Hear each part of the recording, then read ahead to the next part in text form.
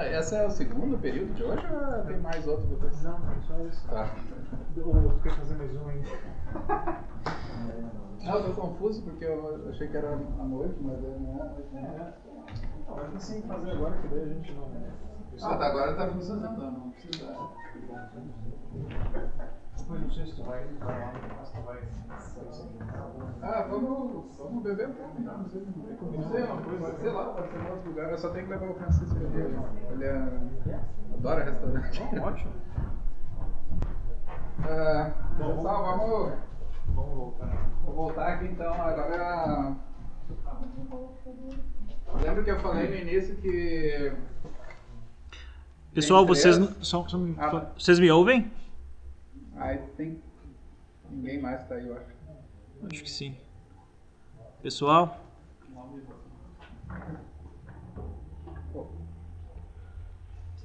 Sim, ouvimos. Tá, maravilha. Obrigado, Jean.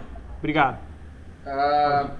Eu falei no início que então, tem uma primeira parte da filosofia das emoções, que é a ontologia das emoções, que tenta explicar o que são emoções. Então, essas teorias cognitivistas, não cognitivistas, teorias sui generis, abordam, são tentativas de responder a questão da natureza das emoções.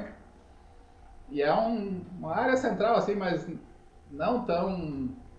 Acho que agora já a produção meio que parou sobre isso, não é mais tão disputado, né? Tem várias abordagens muito sofisticadas, assim, e pouca gente tem se interessado, acho, por ontologia. Quase já foi... Enfim, já disseram quase tudo que tinha para dizer sobre isso. O que tem aparecido, assim, mais recente, que é bem... acho produtivo e é instigante, interessante, é essa segunda tendência, né, dentro da filosofia das emoções, que é estudar emoções em conexão com outros domínios. Então, eu falei, né, por exemplo, eu esqueci de falar antes da estética, né, tem muita discussão legal agora sobre emoções de cinema, por exemplo, por que as pessoas sentem medo, por exemplo, de personagens, ou se sentem empatia por personagens fictícios. E tem uma discussão filosófica bem interessante sobre isso, né? Porque aparentemente é contraditório, né? Tu sabe que a história é um filme, né? Uma série, não sei, tem um personagem qualquer e tu fica torcendo pelo personagem, né? Tu se emociona quando ele tem uma alegria, quando tem uma derrota, né? Então como é que funciona esse tipo de mecanismo afetivo? Tem nas emoções na música, né? Interessa pro Franco bastante. Eu tenho um orientando agora que vai fazer um mestrado sobre como música desencadeia emoções, né? São duas coisas distintas, né? Uma delas é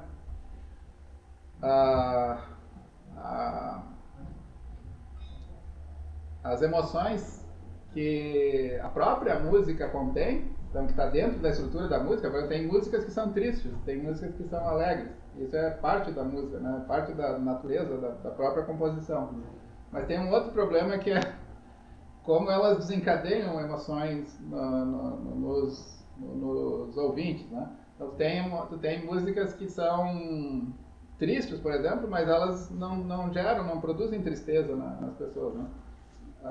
Tem outras emoções que são, sei lá, neutras, e elas produzem algum tipo de resposta emocional negativa ou positiva. Então, tem uma discussão grande e várias teorias para explicar como a música desencadeia emoções. Tem uma filósofa, Jennifer Robinson, que tem trabalhos interessantes nessa área.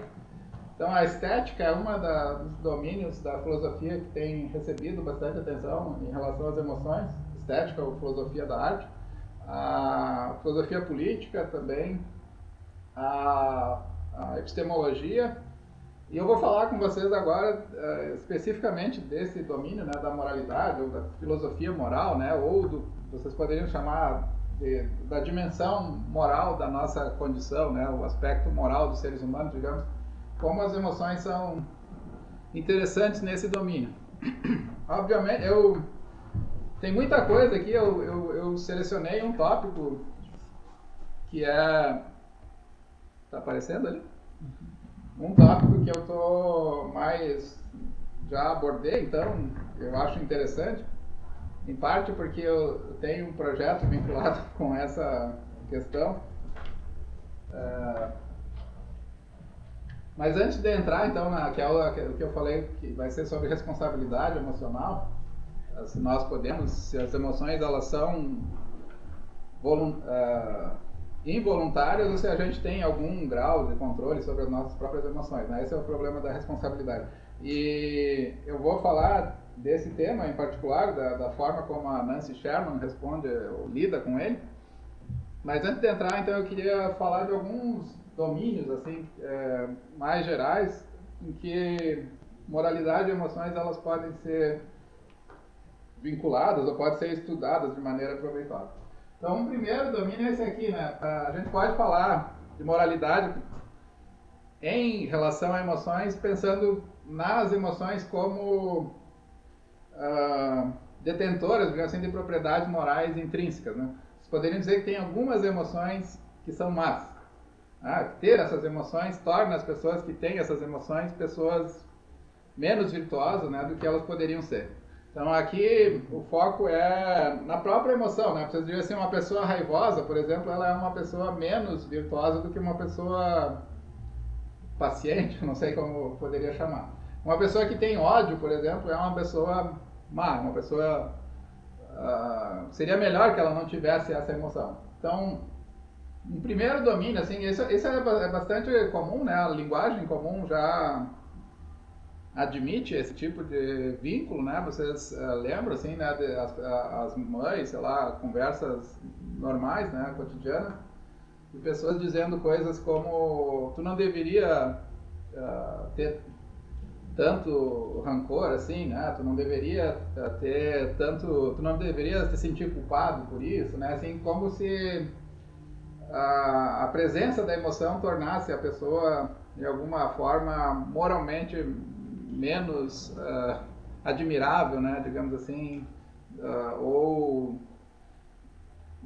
diminuísse o estatuto dela, né, do ponto de vista moral. Então, o que é uma pessoa virtuosa, né? É alguém que tem emoções bondosas, de caridade, sei lá, de auxílio, né, de beneficência, e pessoas que são irritadiças, são, como chama, coléricas, né? Assim, essas pessoas seriam censuráveis justamente porque elas incorporam na personalidade emoções que têm um conteúdo, sei lá, tem uma estrutura moral, né, negativa. Vocês poderiam dizer aqui então que emoções podem ser avaliadas do ponto de vista moral, como boas e más, né? Emoções como raiva, inveja, seriam emoções ruins em termos morais, e emoções virtuosas seriam aquelas que é bom tê-las. Essa é uma primeira tendência assim, de análise, e aqui é interessante vocês verem esse estudo da ontologia das emoções, porque ele ajuda a compreender esse tipo de avaliação moral que nós fazemos de emoções. Porque, se vocês pensarem assim, por que as pessoas acham que a raiva é uma emoção negativa, uma emoção ruim, que não é bom sentir raiva? A explicação normalmente é parecida com o que eu falei na primeira parte aqui da exposição. Porque a raiva incorpora, por exemplo, numa análise tradicional, como a da Martha Nussbaum, um desejo de vingança. A pessoa que sente raiva, pense nas separações, né? Quando um dos parceiros sente muita raiva do outro, ele tenta sacanear o outro, né? Então a raiva é ruim, é uma emoção ruim porque ela incorpora desejos, incorpora pensamentos ruins, né?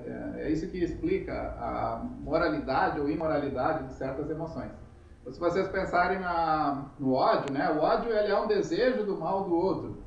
Então, a pessoa que odeia a outra pessoa, ela quer o mal da outra pessoa. Então, ela é uma emoção ruim porque está incorporado nessa emoção um certo desejo reprovável. Então, a análise, tanto cognitivista, mesmo a análise não cognitivista, análise jamesoniana, vocês poderiam dizer assim que as emoções que são ruins são emoções que carregam, né? Na raiva ela tem uma sensação desprazerosa, né? Poderia inclusive explicar corporalmente, né? Por que ela é censurável.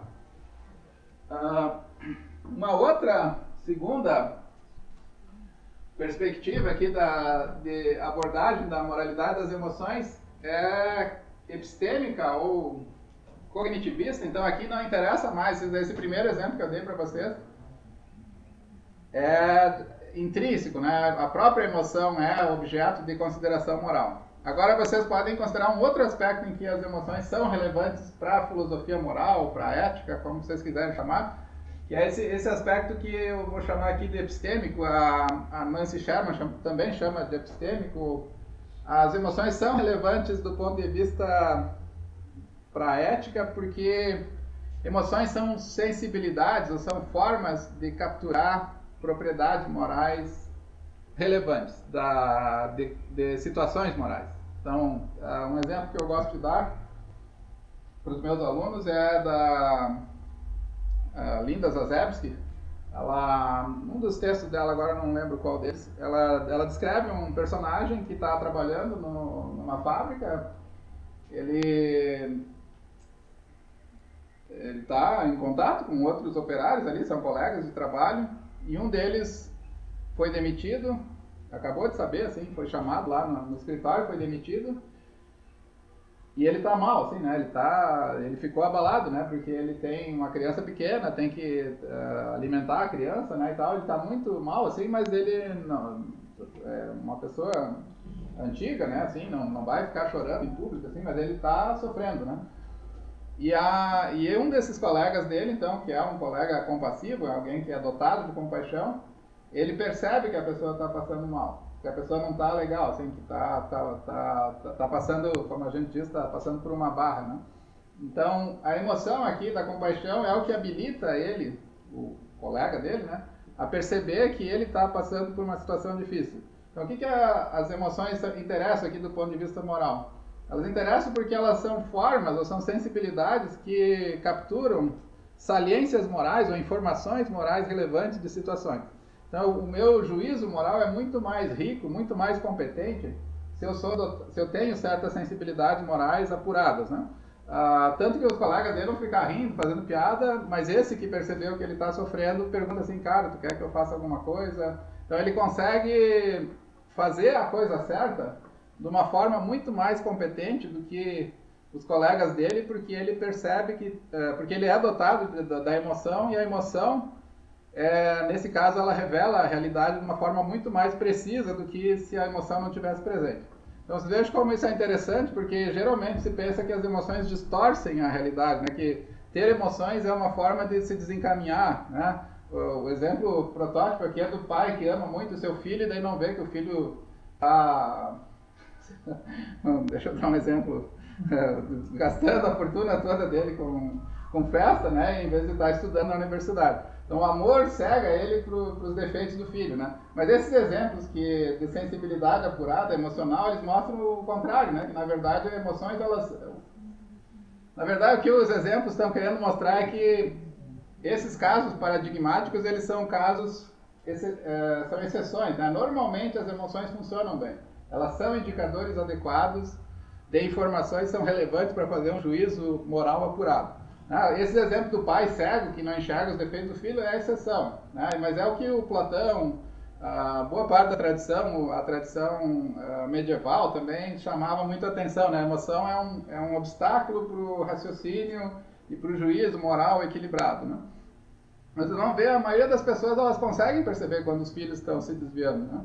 É muito esse exemplo do pai que não enxerga, cujo amor cega ele para os defeitos, não é um exemplo corriqueiro, né? Normalmente os pais desconfiam, né? Ou conseguem calibrar, né, as emoções deles em relação aos filhos. Um outro exemplo interessante também do amor, que é um exemplo da Catherine Elgin, esse eu acho fantástico, né? Ela fala do amor, aqui não é exatamente amor, né? Ela chama de parental care, né? Que é o cuidado parental, né? ou assim, a preocupação dos pais, né, o carinho dos pais, sei lá, como vocês quiserem chamar. Ela diz assim, para uma pessoa alheia o Lucas tem um bebê pequeno, né? Para um neófito, assim, que nunca teve filhos, ele vê uma criança chorando, ele só ouve um ruído, assim, tem uma criança chorando aqui, está me incomodando. Para um pai, ele consegue discernir uma série de informações relevantes sobre o estado do bebê pelo choro do bebê. Então, ele sabe que ele está com frio, que ele está com sede, que ele está com não sei o quê. Por que ele consegue fazer isso? Por que ele tem essa discriminação apurada, né, da circunstância do filho? É porque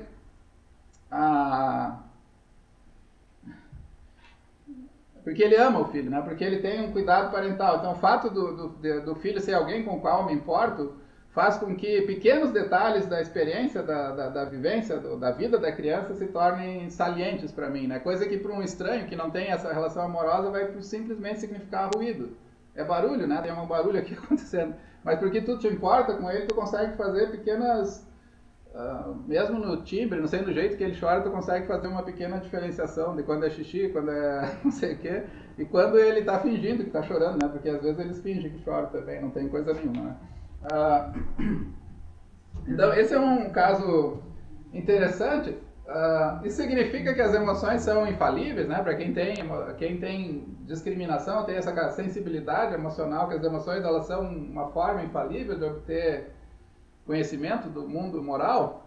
Não, né? Não é isso que nem a Catherine Eldin nem a Nancy Sherman estão defendendo. O que elas sugerem é que um sujeito, diga assim, moral, ou alguém que pretende fazer juízos ponderados, equilibrados do ponto de vista moral, ele precisa ter uma certa sensibilidade emocional bem apurada, mas isso não é garantia, né? Porque o mundo está cheio de pessoas que erram, né, por razões emocionais. Mas elas sustentam o contrário também, né, que as pessoas erram também por ser muito autoconfiantes do ponto de vista das suas crenças, tipo, das evidências que elas receberam, né, ou que elas têm pouca autocrítica, então tem um tipo de racionalidade meio dogmática que atrapalha tanto quanto ter emoção cega, né. Então, tem um tipo de racionalidade, um tipo de emocionalidade que é desvirtuadora, mas isso não quer dizer que as emoções não sejam úteis na ética, né? E também não quer dizer que a racionalidade não seja útil para juízos adequados. Um terceiro exemplo aqui interessante é da Iris Murdoch. Esse eu daria um curso inteiro, se algum dia der a oportunidade eu venho para cá. A Iris Murdoch tem um texto, todos os textos dela são muito bons, né? Mas ela tem uma abordagem um pouco particular da ética, né? Que considera, digamos assim, que a ética não deve se interessar tanto por processos de escolha, saber diferenciar entre o que é certo e errado fazer numa situação particular, né? Que a ética ela é uma espécie de jornada, assim, de autoaperfeiçoamento, né, como uma espécie, é meio platônica, né, é o sujeito moral, é alguém que está, e o bem é alguma coisa que está fora de nós, né, então o sujeito moral, ele é alguém que está indo em busca de autotransformação, de se tornar melhor, né. Isso é um tema moral de todos nós, né, todas as pessoas têm essa ideia, né, de que eu devo me tornar melhor em algum aspecto, né, e ela acha que esse a autotransformação e autocultivo é central para a vida moral. E como o bem, a coisa certa a fazer, não é algo que eu elejo, assim, fazendo balanço de razões, que nem outros autores dizem, né? Tipo, eu vejo aqui quais os argumentos a favor e quais os argumentos contra. Na verdade, o bem está lá fora, ele já existe na realidade. O bem para ela é tipo uma realidade platônica. Tipo a beleza, pensem, ela dá um exemplo do Cézanne, tem esses quadros lindos, né? Então o bem existe a beleza existe objetivamente, o Cézanne o que ele está fazendo? Ele está tentando capturar uma realidade verdadeira que existe lá fora nos quadros dele, né? E assim, essa mesma metáfora vale para o domínio moral. Tem uma realidade, tem o bem lá fora e o homem bom, digamos assim, as pessoas boas são pessoas que tentam ver essa realidade, né, e capturá-la, né? Mas o que acontece? Normalmente, aqui ela usa a psicanálise, né?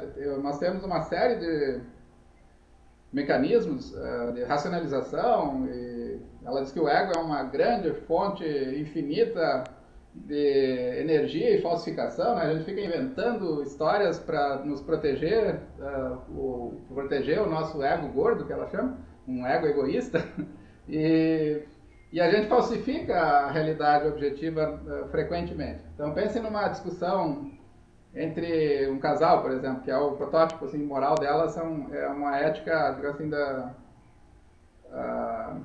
quase como na ética do cuidado, assim, que o paradigma das relações morais são as relações interpessoais do círculo próximo, né? Ela está um pouco afastada assim, daqueles modelos utilitaristas da ética que tem um cálculo imparcial, né? Na verdade, a gente está sempre... A moralidade, o paradigma mais próximo do que é a ideia o fenômeno da moralidade são as trocas morais que a gente tem com parceiros próximos. E normalmente a gente falsifica, né? Por exemplo, pensa que no casamento, né, alguém tem que dividir as tarefas, aí tu fica dizendo assim, mas eu fiz tal coisa. E normalmente a gente esquece coisas que o outro fez, porque a gente está sempre tentando parecer justo, né? Ou se mostrar que é justo, quando na verdade não... Nós somos seres limitados, né? Estamos sempre tentando parecer bons e colocar a culpa nos outros e tal. E ela dá um exemplo interessante de como esse jogo gigantesco, né? Ela chama, usando Freud, ela tem as imagens muito gráficas, assim, ela diz que o ego é uma máquina infinita de falsificação. E como é que a gente consegue vencer essa máquina infinita de falsificação que é o ego? Ela diz, bom, o amor é uma força que que consegue vencer, né, e permitir que a gente encontre a realidade do outro, né, tal como ela é. Então tem um exemplo famoso dela no Soberania do Bem, da Mrs. M, né? Que a Mrs. M é a sogra e a Mrs. N é a nora. A sogra, ela acha que o filho dela casou com uma nora que não está na mesma altura, agora que morreu a rainha, dá para esse exemplo calha bem, né? Ela acha que o Harry lá, né, tipo a Meghan, não é a mulher ideal para ele, ela está um pouco abaixo dele, não é tão nobre quanto ele. E daí a Meghan sorri, né, ela pensa, que riso vulgar, né? Só que ela nunca falou nada isso para ela, né? Ela ficava tendo esses pensamentos, mas nunca chegou a expressar esses juízos negativos sobre a nora, né? E aí, num certo dia, a nora morre, não sei, dá um acidente. Acho que era a Diana, mas ela escreveu isso antes da Diana.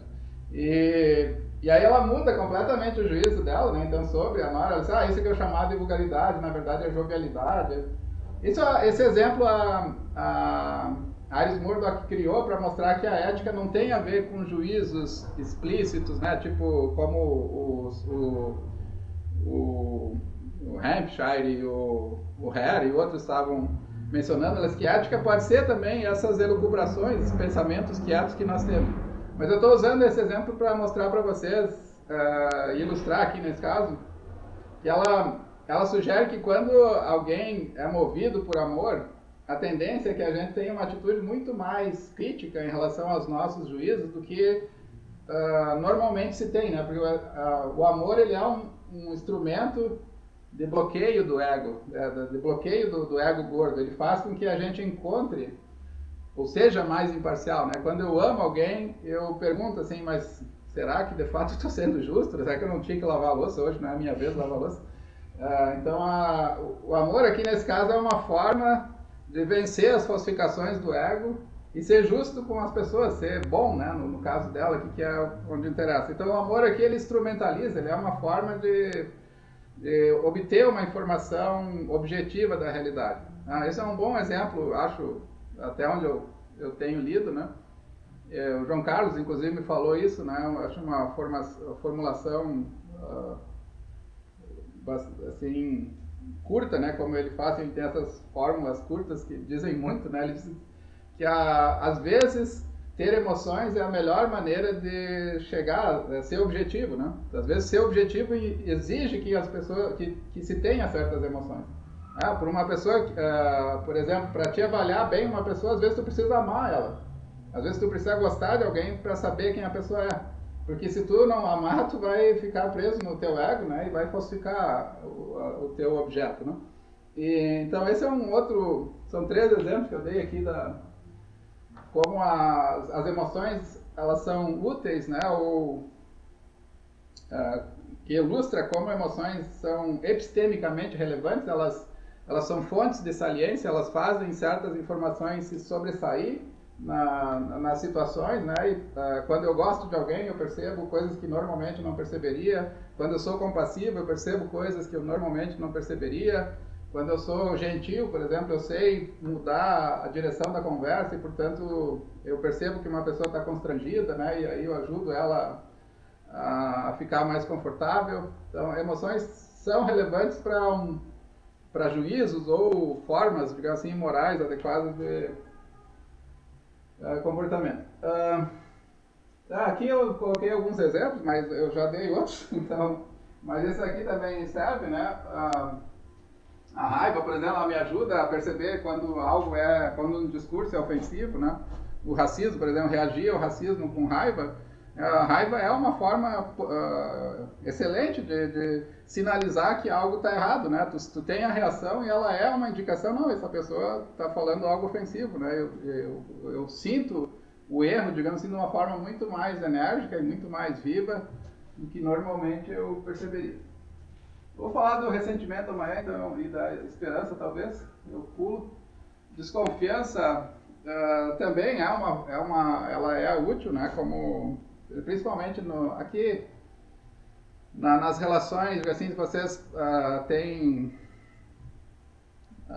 projetos sociais, por exemplo, certos tipos de projetos que envolvem grupos competitivos, tu desconfiar de outros grupos é uma forma, ter essa emoção ou uma atitude de desconfiança, que ela tem uma base afetiva, é útil para conseguir sucesso em empreendimentos de natureza política, porque tu vai jogar sempre esperando que a outra pessoa vai te trair ou vai te enganar e assim tu consegue agir de uma maneira muito mais realista, né, e efetiva, né, do que normalmente tu conseguiria.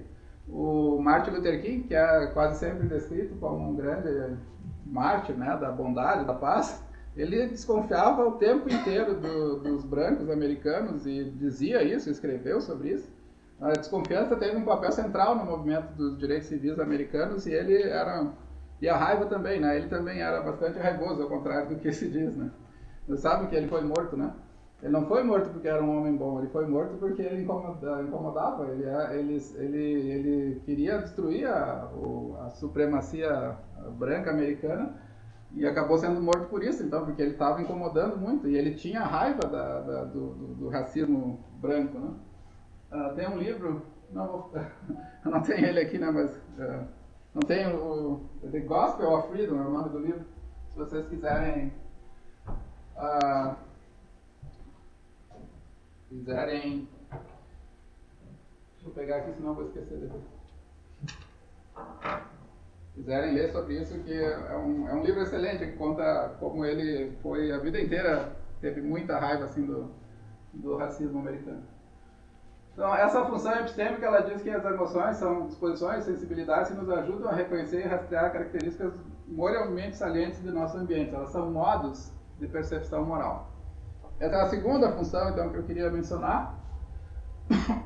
Ela foi desenvolvida, tem sido defendida por vários filósofos, né? A Catherine Elgin é a Catherine Elgin, inclusive, defende isso em relação ao mundo empírico, né? Não só ao mundo moral. Ela diz que ser capaz de ver, ouvir, cheirar um predador, assim como sentir instintivamente medo dele, amplia as perspectivas de fuga do animal. Então ela tem um papel de reconhecimento de propriedades da realidade que é valioso. Aqui ela está falando para autoproteção, mas vocês podem pensar também no domínio moral, porque eu consigo fazer juízos mais bem informados, né? Quando eu sou equipado, né, assim, emocionalmente. Elas que as emoções, elas são, então, tanto ela quanto a Nancy Sherman dizem isso, emoções, na verdade, elas não são, eu estou falando que emoções ajudam, né, mas elas não são infalíveis, elas são defeasible aqui, né, elas são razões derrotáveis. Eu posso ou canceláveis, né? O meu medo de uma tempestade é uma razão derrotável para julgar que a tempestade pode ser perigosa, mas não é infalível, né? Mas ela, normalmente, ela costuma... eu tenho uma discussão bem interessante sobre isso, de epistemologia das emoções, que o Peter Gold e o Michael Brady tem uma discussão deles se... Em que condições eu devo revisar os conteúdos que eu obtenho através das emoções? Então, o Gold tem uma teoria que normalmente o conteúdo emocional é confiável, eu só devo revisar quando tenho razões para desconfiar que eu estou enganado. E o Michael Brady diz que normalmente o conteúdo emocional não é confiável. Então, ele é um mecanismo de atenção, né? E, portanto, os juízos avaliativos produzidos com base em emoções, eles só são válidos se eu consigo... eles são proto-razões, né? Para eles se tornarem razões, eles precisam passar por uma revisão racional. Mas, enfim, esse é um outro assunto. Mas o que ela quer dizer é que na percepção as evidências geralmente são conclusivas, mas na reação emocional elas são indicadoras, mas não necessariamente infalíveis, né? Mesmo a evidência pode ser questionada. Tem uns exemplos aqui para vocês verem como elas podem falhar. Então, uma pessoa simpática, por exemplo, que nota uma senhora, uma velhinha frágil carregando compras, pode pensar que ela precisa de uma ajuda, então se oferece para isso, para ajudá-la, né? Mas isso pode ser errado, né? A velhinha pode sentir o orgulho dela ferido e, portanto, achar que é uma demonstração que ela ainda é capaz de carregar suas compras, né? Não que ela é alguém que precisa... A resposta dela aqui não seria da compaixão. Às vezes eu posso errar, né? Achando que uma pessoa precisa de compaixão, quando na verdade ela precisa de admiração, sei lá, algum outro tipo de resposta emocional minha. Ou uma pessoa piedosa pode se ver conduzida a doar alguma coisa. Esse aqui é o nascido em 24 de julho, né? Como é que é o nome desse filme? É o Tom Cruise, não é? Que fez esse papel, acho que é. Ele vê um cadeirante pedindo esmola numa esquina com a roupa do exército, aí tu pensa assim, ele como que é a pessoa? Veterano de guerra, né? Portanto tem que ajudar. Na verdade ele só colocou aquilo para conseguir mais esmola. Então nesse caso a minha piedade foi acionada, mas foi acionada de maneira falsa. Então, a Nancy Sherman diz que essa adequação, o fitting aqui das emoções, o contexto depende de vários, então tem diferentes níveis de background, então tem pessoas com diferentes tipos de experiência vão ser mais capazes de discriminar a partir das emoções. A familiaridade dela com situações distintas, né, que disparam emoções também ajuda, insight emocional. Ela diz que também, frequentemente, as nossas antenas emocionais precisam ser sintonizadas ou emparelhadas com as antenas dos outros. Às vezes a gente tem desequilíbrio ou tem hipersensibilidade emocional. Tu enxerga, né, uma situação normal como, olha que coisa ofensiva, né? Isso tem acontecido bastante nas universidades. Tu fala, sei lá, deixa eu ver um exemplo neutro, assim, que não polêmico. Hoje quase tudo, né, que a gente fala assim, eu me senti machucado, por isso que a senhora falou, professor, sei lá, daí chega assim, o que eu falei? Falou uma coisa qualquer, né? E aí, enfim, não sei dar exemplo para vocês, mas eu acho que vocês entendem a experiência aqui, né? Então tem um grau tem hipersensibilidade emocional, né? Bastante hoje, eu acho, o grau de resiliência emocional tá mais baixo. E essa falta de calibragem, né?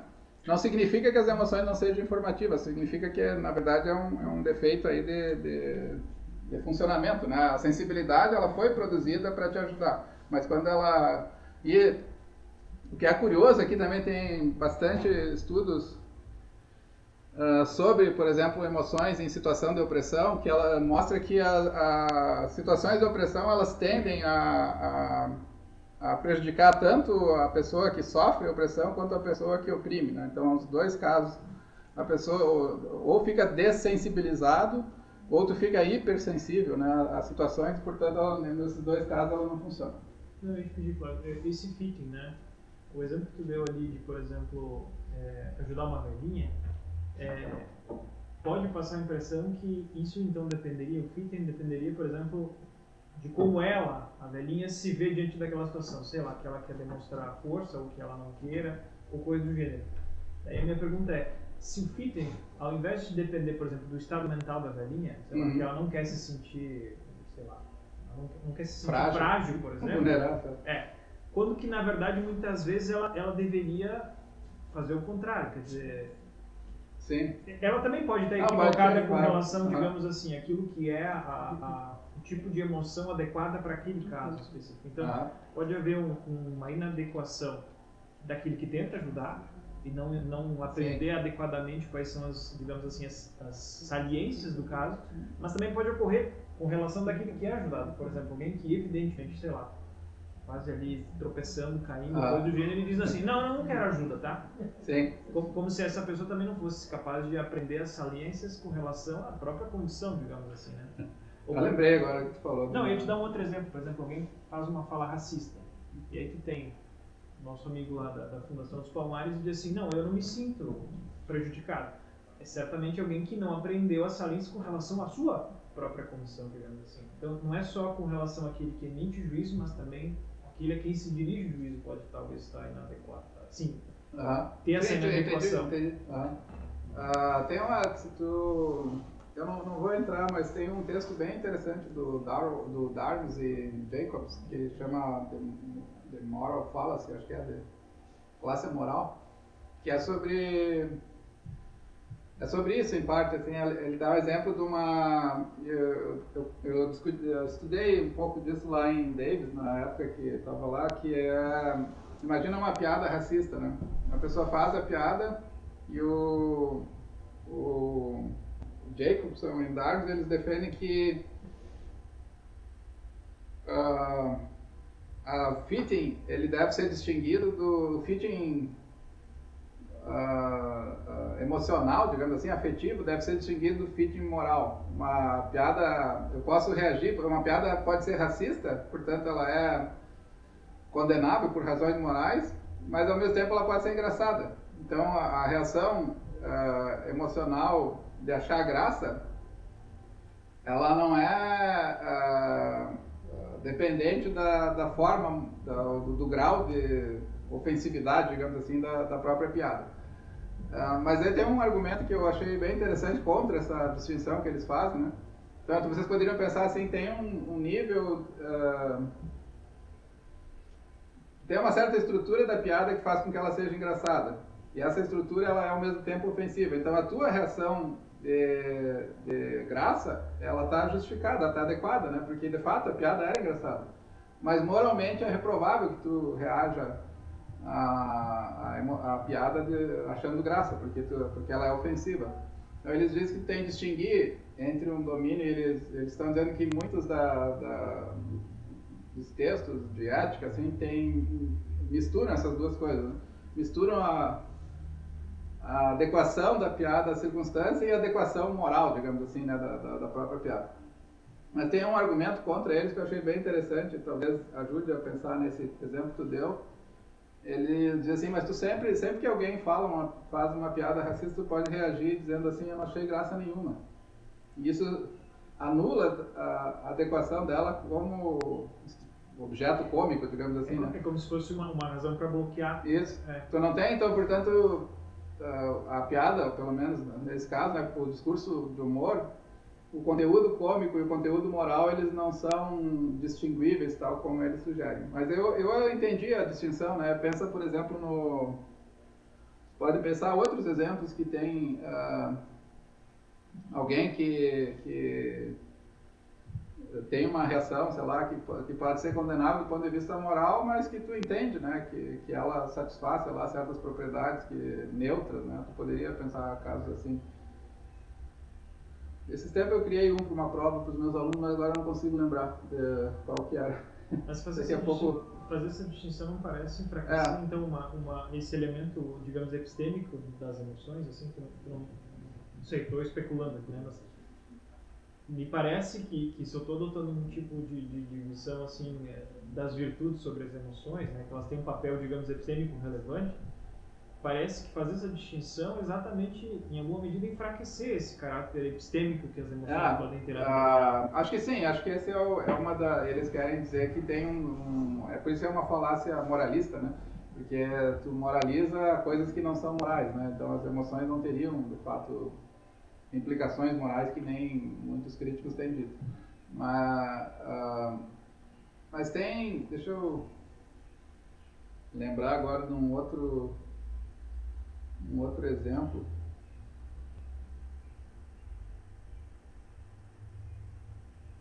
Mas tu pode pensar, eu acho que é um pouco mais complicado, assim, nem sempre é fácil, né? Eu digo, do ponto de vista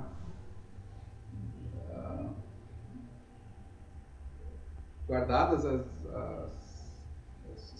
sob condições normais, eu diria que a função epistêmica ela é adequada, né? Como o Gold defende isso, né? Ele diz que, por exemplo, está naqueles, sabe aqueles tobogã de vento lá que tem nas pracinhas, às vezes, que eles enchem aquilo e bota a criança lá em cima, né? E aí tu vê o teu filho pequeno lá naquele troço alto e aí tu vê assim, não, mas esse troço aqui não pode ser, a criança vai se machucar. E tu fica com medo, né, que ela se machuque. E ele diz, bom, essa é uma situação em que tu pode pensar melhor, né, e concluir que, de fato, a tua reação emocional, ela está sendo descalibrada, né, tu está tendo um medo excessivo. Porque é óbvio que eles não iam botar um escorregador, como é que é o nome? Inflável, né? Se não fosse seguro para a criança de uma certa idade, como eles exigem, né, que a criança tenha até 5 anos, sei lá. Então, tu tem uma razão, nesse caso, tu tem uma razão para revisar a tua emoção. Eu acho que com isso, parte dos problemas que tu levanta, eles se resolvem, né? Tu não, via de regra, tu não precisa, tu pode confiar no juízo emocional, naquilo que as emoções te dizem. Mas, em certas circunstâncias, tu tem razões positivas para reavaliar tuas emoções e nessas circunstâncias tu deve revisar o teu juízo. E o Michael Brad, ele diz que as emoções, na verdade, elas são processos atencionais, assim, quando tu está sob efeito de uma emoção, elas prendem a tua atenção e elas não deixam tu levantar outras hipóteses e, portanto, elas não dão acesso ao mundo avaliativo, né? Porque quando tu tá com medo, por exemplo, tu não consegue procurar mais informação, tu fica fixo no medo, né? Ou quando tu tem ódio de alguém, né? Normalmente tu não vai procurar mais informação, tu fica fixo nos defeitos do teu inimigo, né? Porque tu tá com ódio dele. Então, para ti ter acesso a fazer um juízo avaliativo que a pessoa fez foi errado, por exemplo, tu teria que ter processo de segunda ordem, de natureza racional. Eu acho a posição dele um pouco exagerada, assim, porque ela tira a dinâmica que me parece que é mais comum nas emoções, né, delas serem, de fato, rastrearem adequadamente, em condições normais, o mundo avaliativo, né, que tem. Esse exemplo do Sérgio Camargo aí que tu deu, tu pode... Simplesmente, às vezes, a pessoa é equivocada, né? Assim, tu pode pensar que ele é cognitivo, assim, a estrutura de crenças dele, né? Ela está na base dessas respostas dele, ela é distorcida, né? Por algum outro fator, né? Então, o problema aí não é a emoção, né? O problema aí, nesse caso, é um processo prévio dele compreender a dinâmica racial num país que nem o Brasil, né? Então, a resposta emocional é um sintoma de um problema antecedente, eu acho. E aí tem que ver, assim, porque esses casos são bastante difíceis, assim, tem que analisar, eu sou particularista nisso, né, assim, tem que analisar caso a caso, né, com relação ao racismo, por exemplo, tem sempre teses genéricas, né, e eu acho que quase nunca dá certo. Quando tu começa a examinar, assim, com mais detalhe, tu percebe que os casos eles são muito distintos, tu precisa de uma estratégia diferente para cada um deles, né? Eu selecionei assim um conjunto de situações que envolvem emoções, por exemplo, 3 ou 4 casos, né? Por exemplo, esse como é que chama? No platforming. não deixar certos discursos ofensivos ou considerados ofensivos serem apresentados nas universidades.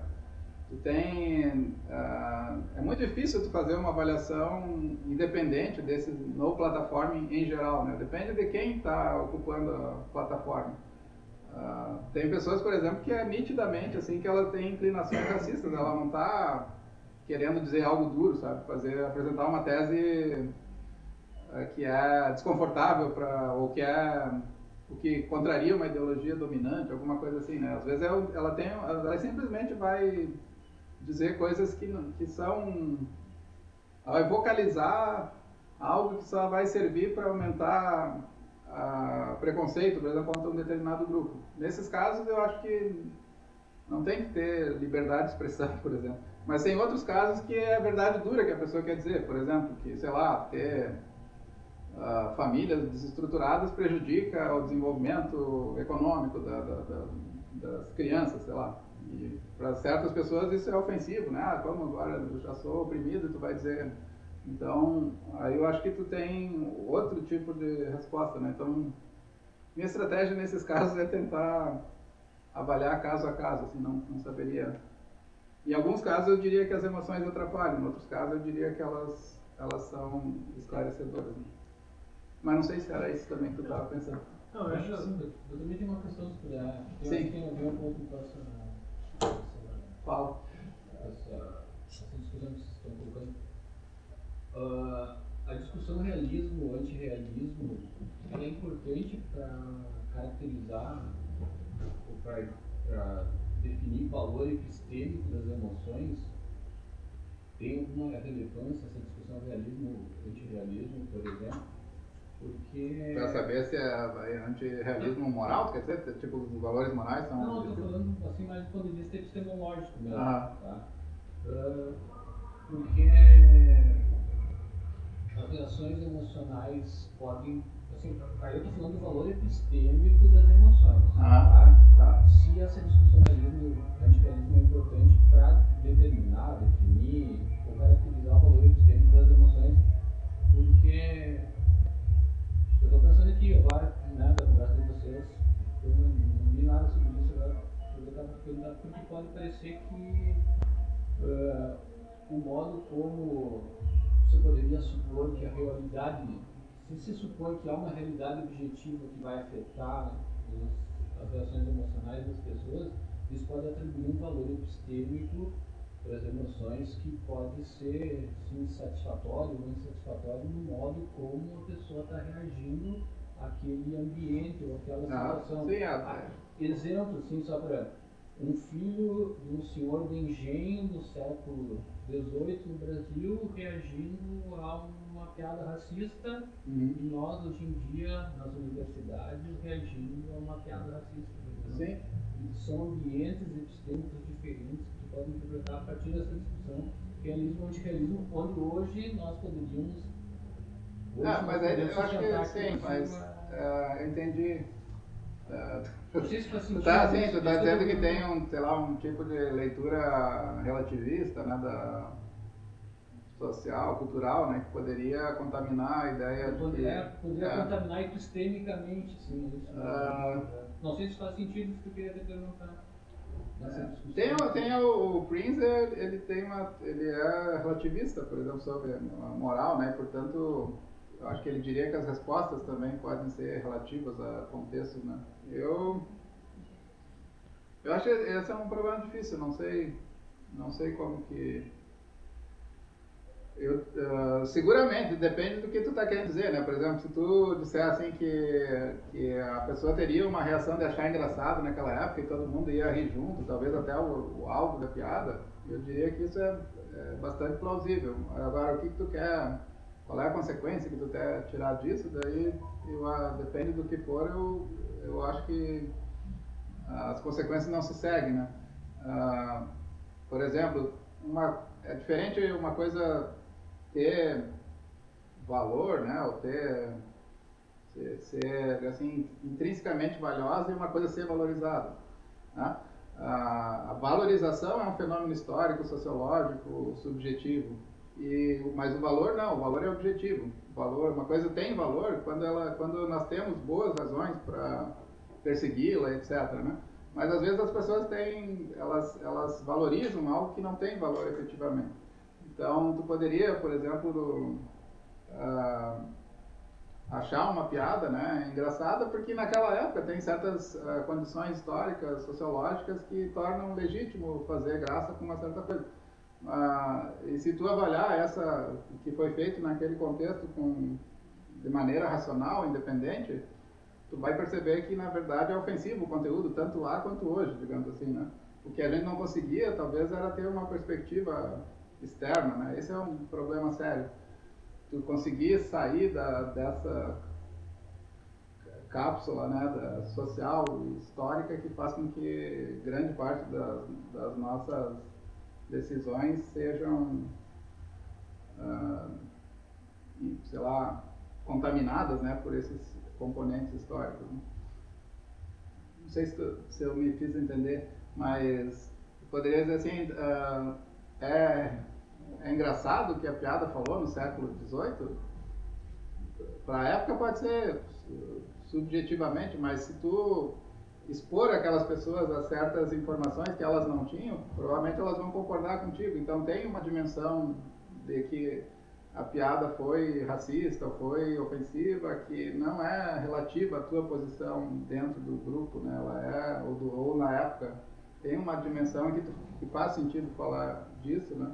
E aí, eu poderia dizer que o que interessa para quem está estudando a relação das emoções com a moralidade não é as moralidades particulares de diferentes períodos, mas um tipo de apreensão que é objetivamente determinável, sei lá.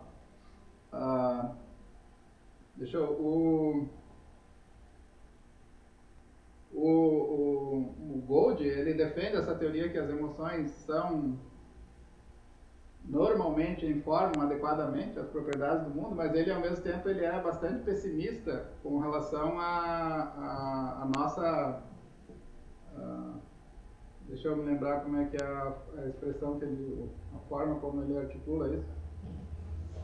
Ele é bastante pessimista com relação à nossa capacidade de fazer isso que tu está sugerindo, de ter um tipo de controle não contextual, não historicizado, digamos assim, das emoções. Então, as emoções, por exemplo, têm ideias fixas, às vezes, de uma determinada época. Elas vão gerar respostas emocionais distorcidas e as pessoas não vão conseguir perceber esse tipo de erro, né?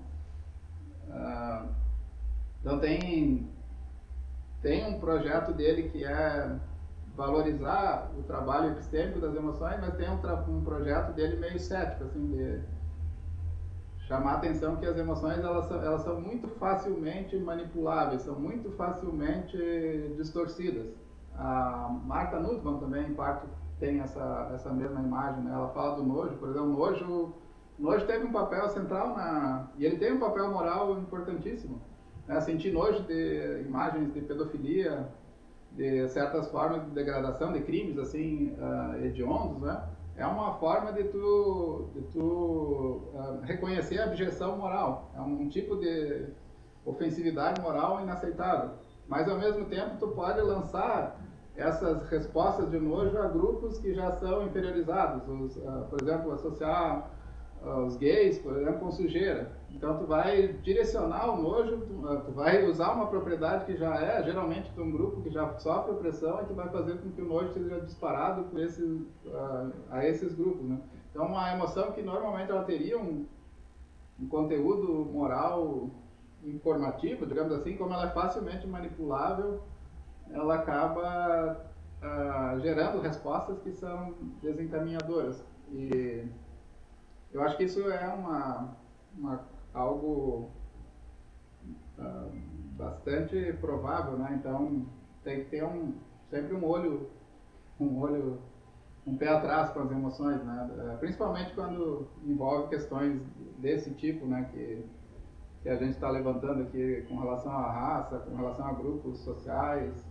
com relação à ofensividade, assim, no espaço público, né? Emoções políticas, em geral, elas são bastante, eu tenho lido, assim, eu acho que é um problema sério, assim, da manipulação.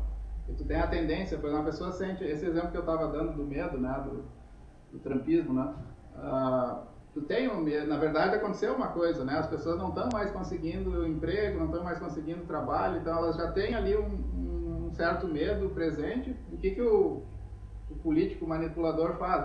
Ele direciona esse medo para um alvo que pode ser culpado, então é o imigrante estrangeiro que vem aqui roubar emprego e transfere, o medo é transformado facilmente em ódio, em perseguição, né? E portanto ele gera... então aqui na verdade tem situações, não sei se era isso, desculpa, Franco, tu estava perguntando, mas elas são informativas, mas isso não significa que elas não possam também sofrer de uma série de vieses, né? Assim como a racionalidade sofre, né? Mas as emoções políticas, geralmente, eu diria que no mais das vezes elas são perigosas, né? Então, nesse aspecto, eu sou menos sentimentalista e mais racionalista, assim, eu acho que tu tem... Eu vou dar um exemplo aqui depois, deixa eu ver se... Eu acho que é nessa aula aqui, não me lembro agora. Deixa eu seguir para chegar na responsabilidade. Bom, a motivação, eu já falei um pouco antes, né? A motivação moral é um tipo de motivação específica, é a motivação que explica as motivações para fazer coisas consideradas boas. Então tem teorias, né, que sugerem que o tipo adequado, né, de motivação capaz de responder a o tipo de estado mental de capaz de responder a esse tipo de motivação, ele não pode ser uma mera crença, tem que ser algo mais forte que uma crença, como por exemplo uma emoção. Aqui eu dei um exemplo, deixa eu pular aqui, deixa eu ver se tem... esse aqui é o exemplo que eu queria falar, de política sentimental. Esse é da Naomi Head, esse artigo se chama Sentimental Politics and Injustiça Estrutural. Ela diz assim que uma política sentimental provavelmente assinale um alinhamento com um certo conjunto de valores morais. Então pensa nas pessoas que se engajam em movimentos, por exemplo, elas veem uma declaração racista, não sei, se engajam no movimento e ficam com raiva das pessoas que fizeram a declaração.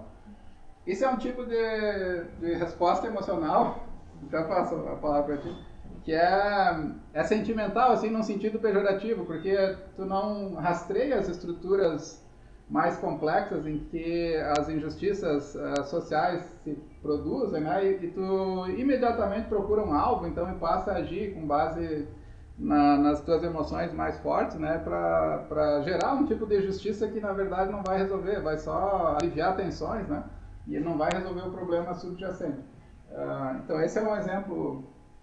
Desculpa, Franco, eu não sei se era isso que tu queria... Não, é isso. A ideia de que eu possa assim, ter algum tipo de avaliação epistêmica das emoções a partir de contextos epistêmicos que eu penso de uma forma realista ou antirrealista, onde que existem propriedades objetivas do mundo. Mas eu tô, assim, tu tá assumindo a posição que tem, de fato, ou menos realista, né? Mas eu diria que tem como estabelecer uma distinção entre situações, assim, propriedades, tanto no século XVIII quanto hoje, tu pode dizer quando uma piada é ofensiva.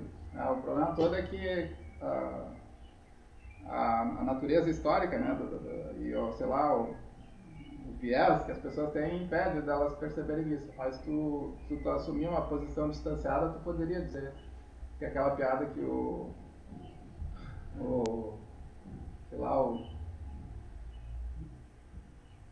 tô tentando lembrar de um personagem histórico, um barão de Itapiranga, sei lá, que era um dos anti-abolicionistas. As piadas dele eram tão ofensivas na época quanto são hoje. Embora as pessoas rissem sem nenhum tipo de censura na época, elas eram ofensivas. A ofensividade é uma propriedade objetiva das piadas, não é uma propriedade histórica, né? Não é uma propriedade subjetiva.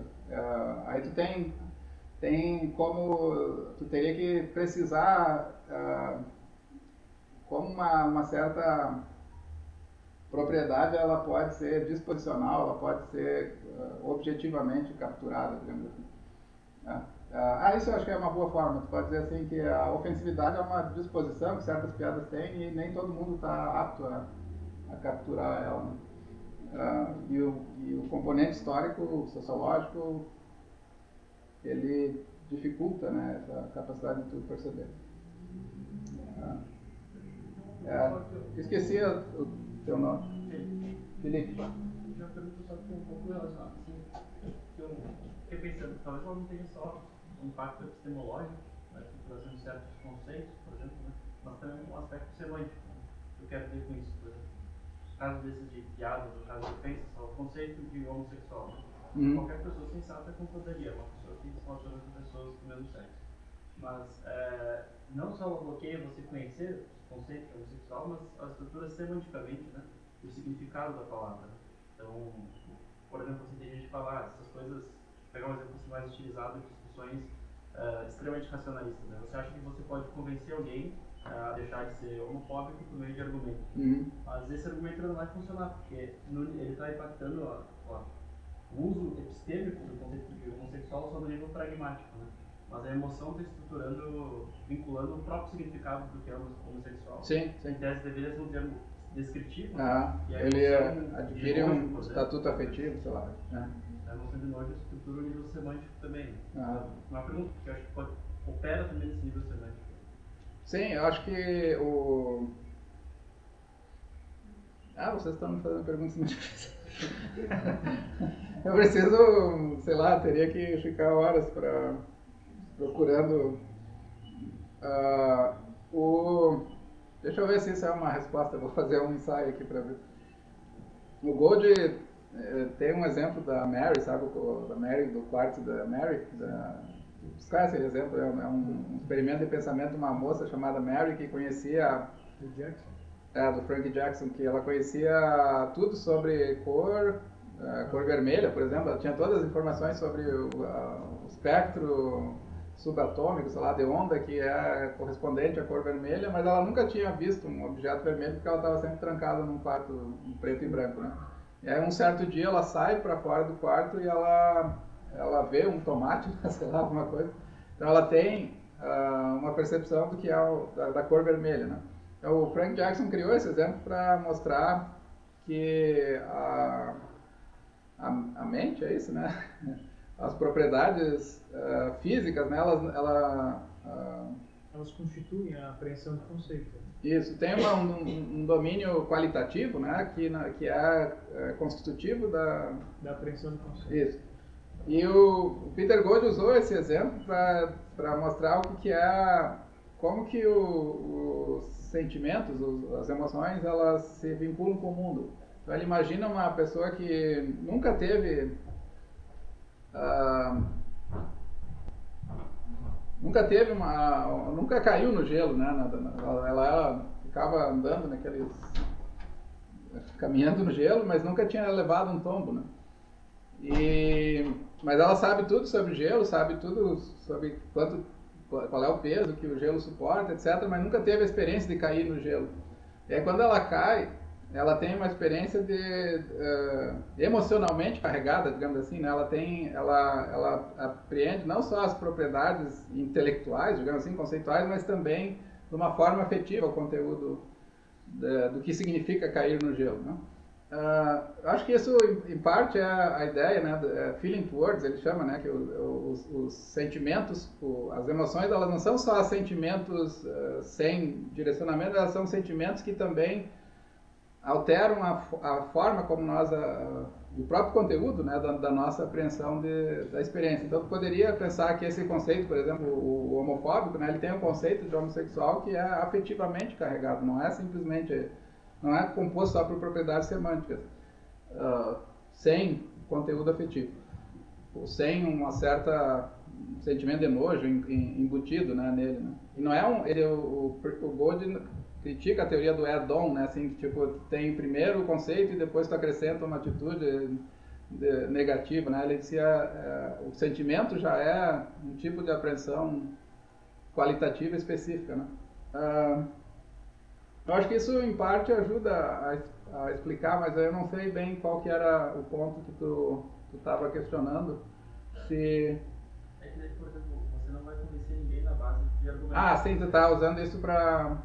Porque acho que esse é o impacto epistêmico, né? Você não vai corrigir a pessoa dizendo, essa é a melhor descrição. Isso não vai... Não vai, tu tem... Esses sentimentos que ela tem para um conceito errado. Mas o Joshua Green, ele diz que, então, se for verdadeiro isso que tu está sugerindo, então tu teria, por exemplo, tem esses estudos de comportamento, de emoções morais, por exemplo, de pureza, por exemplo, sabe por que os conservadores eles ficam chocados quando vem alguém pisando na bandeira, né? Ou por que os progressistas ficam chocados quando vem uma pessoa passando fome? Eles têm emoções morais distintas, digamos assim, né? Eles têm sensibilidades morais distintas. E acho que o Joshua Green responde a essa análise do Jonathan Haidt dizendo que tem processos cognitivos que podem ser úteis, né, para alterar a avaliação negativa, por exemplo, que essas emoções induzem. Se eu não me engano, então ele diz que tu não tem que oferecer, eu acho que vai um pouco na tua direção, assim, ele diz que tu não tem que contra-argumentar, mas tu tem que fazer a pessoa descrever a experiência dela, né? Tu fala assim, fala mais, tu é contra as cotas, fala mais, por que tu é contra as cotas? Aí tu vai mostrando, não, mas isso aqui não é a cota, isso aí que tu já está distorcendo, né? Então, agora eu não lembro com detalhe assim, o argumento dele, mas eu acho que ele tem uma estratégia que eu achei interessante, assim, que porque senão tu vai ficar, se tu pensar que o sujeito que tem um conceito afetivamente carregado de homossexual, ele fica como fechado, né, para qualquer argumento racional, e tu não tem como defender visões iluministas, digamos assim, né, do debate social, né? Isso que o Felipe está dizendo, mas eu poderia também dizer, digamos assim, um pouco na direção do que o Franco estava dizendo, né? Eu também poderia dizer o seguinte, que exatamente por ter esse elemento, quando ele emite o juízo, ter esse afetivo? Ter esse elemento afetivo, é isso que possibilita que você visualize certas saliências. O fato é que ele tem uma carga emocional inadequada para captar certas saliências. Porque senão tu vai dizer assim... Sim, isso é uma emoção desencaminhadora. Então o conteúdo emocional do conteúdo semântico é inadequado para captar a saliência. Então, o que o Franco está dizendo, eu fiquei pensando o seguinte, por exemplo. É um contra-argumento que vocês estão dando? Não. Eu acho que vai na direção. Vai na direção, mas o que o Franco está dizendo, por exemplo, eu fiquei imaginando o seguinte. Tu disse assim, bom, tem um valor ali objetivo, digamos, sui generis, né? Quer dizer, lá no século XVIII também era... Era uma piada racista, digamos. A Terra os caras do século XII achavam que a Terra era... mas é isso que eu ia dizer. É como se você não tivesse... Vamos separar assim, âmbito prático e epistêmico, né? Como se no âmbito teórico, epistêmico puramente, quando eu não tenho, digamos assim, instrumentos adequados para captar a realidade, é mais ou menos uma coisa assim, eu não tinha instrumentos emocionais adequados para que no século XVIII, por exemplo, um senhor de engenho, quando emitisse uma piada racista, não, digamos assim, tivesse a capacidade de captar essa saliência, que de algum modo era existente, mas ao mesmo tempo eu não tinha, digamos assim, um aparato cognitivo ou epistêmico adequado para captar isso. Agora, quando hoje eu passo na rua e alguém diz assim, faz uma piada racista, a saliência é presente e tu tem, de certo modo, o aparato epistêmico para poder dizer o seguinte, não. O texto epistemológico é diferente, né? Como? O texto epistêmico é diferente mesmo. Sim, sim, concordo, mas é mais ou menos tu dizer o seguinte, mas a existência do valor não depende simplesmente do meu acesso epistêmico ao objeto. Porque senão... Acho que assim, é isso que eu estava tentando dizer, e a emoção, ela estava revelando, digamos assim, a piada como engraçada naquele contexto por um tipo de viés histórico. E uma limitação também de acesso. Agora, Franco, eu lembrei de um autor que talvez ajude aqui, a Miranda Fricker, que sabe que tem essa discussão sobre injustiça epistêmica.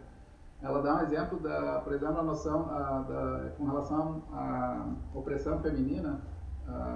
Ela diz que ela dá um exemplo de uma secretária que foi a vida inteira assediada no escritório, mas ela sentia que aquilo era de injustiça hermenêutica aí nesse caso, né? Ela sentia que as piadas, a forma como o patrão tratava ela, ficava encoxando ela, falando assim, que gostosa que tu tá hoje, sei lá, coisa assim. Mas ela nunca conseguiu, não tinha conceitos, né, que permitissem que ela desse sentido para aquela experiência, aquele tipo de experiência emocional que ela tinha de estar sendo assediada. Então, quando ela foi numa reunião, esse é um exemplo histórico, né, é contado, eu não lembro agora onde é que está, de qual livro, né, mas a Miranda Fricker cita isso no livro dela, se chama, sabe, né, Injustice, Epistemic Injustice, acho que é o nome do livro. Nesse exemplo, ela diz que quando a menina foi para a reunião das feministas lá nos anos 70, assim, 60, ela ouviu falar de assédio, ou criaram esse conceito de assédio, ela disse, era isso que eu estava sofrendo a vida inteira, assim, eu tinha uma coisa que estava acontecendo comigo, que ela não tinha recursos hermenêuticos para interpretar a experiência, ela sofria, portanto, uma injustiça por falta de instrumentação conceitual para compreender a injustiça. E a solução agora eu estou me prolongando aqui, mas eu não lembro qual a solução da Fricker é desenvolver certas sensibilidades que habilitam a pessoa a reconhecer esse tipo de déficit, né, digamos assim, tanto conceitual quanto testemunhal, né? Tem um outro tipo de injustiça que é testemunhal, que é quando, por exemplo, tu nega credibilidade a um dos teus interlocutores por estereótipo. Alguém fala para ti, isso é bastante comum, essa é uma experiência da minha família. A minha esposa, quando ela vai no cartório, assim, foi uma vez, pelo menos aconteceu, foi no cartório, ela disse que morava lá em Santa Maria, em Camobi, num bairro lá que é de classe média. A minha esposa é negra, daí o cara do cartório ligou para minha casa perguntando se ela morava lá mesmo, né? Porque ela foi pedir para validar a assinatura. Provavelmente se ela fosse negra, ele não faria esse tipo de pergunta. Esse é um tipo de injustiça testemunhal, que a pessoa afirma tem menos valor em função do preconceito social, né? Mas o exemplo acho que funciona melhor ali da injustiça hermenêutica nesse caso. Que horas são? Eu estou 18:07. Conversando fiado aqui e esqueci de continuar. Deixa eu voltar para cá. Então, uma quarta função em que é relevante do ponto de vista moral, as emoções são relevantes do ponto de vista moral, é chamada de função expressiva. Essa é uma das funções que eu peguei, assim, pela primeira vez lendo o texto da Nancy Sherman, né? E o texto dela, esse eu recomendo mesmo que vocês leiam, é um texto belíssimo, Franco, acho que tu vai gostar também. Nancy Sherman é uma das minhas heroínas, assim, filosóficas. Ela dá esse exemplo aqui, né, de que as atitudes emocionais, posturas, através da voz, dos olhos, revelam o que nós sentimos. E a ação virtuosa, ela pode ser minada por um afeto inapropriado. Então, a emoção transmitida, ela importa, aqui nesse caso, nas relações interpessoais, ela importa em sentido moral, né? Deixa eu ver se eu tenho... Então, aqui ela dá um exemplo do sentimentalismo, que é quando a pessoa tende a expressar emoções assim de uma maneira gratuita para se livrar de certas responsabilidades morais, que é o que incomoda o Kant, né? Ela diz que o Kant, o filósofo Immanuel Kant, a erupção e fluxo de emoções não devem nos fazer confundir que nós estamos moralmente engajados quando não estamos. A piedade, essa aqui é uma citação do Kant, e lágrimas reluzentes pode ser uma indolência autoabsorvida que trai uma expressão mais pragmática, né? Aquelas pessoas que, por exemplo, ficam dizendo assim, eu sou um fraco, não sei o quê. Ela diz, bom, esse tipo de sentimentalismo é uma expressão de emoções que desvirtua, né? Que não te ajuda a nada a te tornar moralmente melhor. Sentimentos de remorso, eles podem ser maus substitutos por um tipo de reparo moral, automelhoramento que a pessoa tem o dever de buscar. Então eu fico lá assim, eu nunca consigo entregar os trabalhos na data, sei lá. Ela diz, bom, esse é um tipo de sentimentalidade, de expressão de sentimentos que atrapalha, porque ela ela inibe, né, ou trai uma atitude mais pragmática que é a atitude propriamente moral, né, de não mais repetir o erro, né. Mas vocês podem pensar, então ela critica daí o Kant nesse aspecto, ela diz que o Kant foi longe demais, né, porque tem expressão emocional que é valiosa. Eu botei o Dr. House aqui para vocês lembrarem, que o House vocês conhecem, né, ele é um médico excelente, mas que ele é assim, um ser humano desprezível. A expressão de emoções é uma forma importante de conceder plenitude moral para certos atos, para ser bom, né? Então, o médico, por exemplo, que atende alguém bêbado, né? Ele pode até acertar, curar a pessoa, mas ele não é, moralmente, ele tem algo estranho, assim, ou que atende com má vontade, como o House fazia o tempo inteiro. Ele sabia responder qual doença tu tinha, mas estava sempre mal-humorado, né? Então, a ideia de cuidar, por exemplo, principalmente se vocês pensarem em ações beneficentes, elas precisam ajudar alguém, por exemplo. Esse é um exemplo que o Michael Stocker tem, bem interessante também. Ele dá um exemplo de uma pessoa que está naquelas lavanderias americanas e tem uma senhora mais velha que quer colocar as roupas, só que tem que se abaixar e ela já está velhinha, então cansa e tal. Aí a pessoa vai ajudar ela e pega as roupas e joga tudo para dentro. Ele disse, bom, isso não é ajudar no sentido próprio, né? Ajudar tem que expressar emoções, as atitudes emocionais que eu tenho a realizar o ato faz diferença para a qualidade moral do ato que está sendo realizado.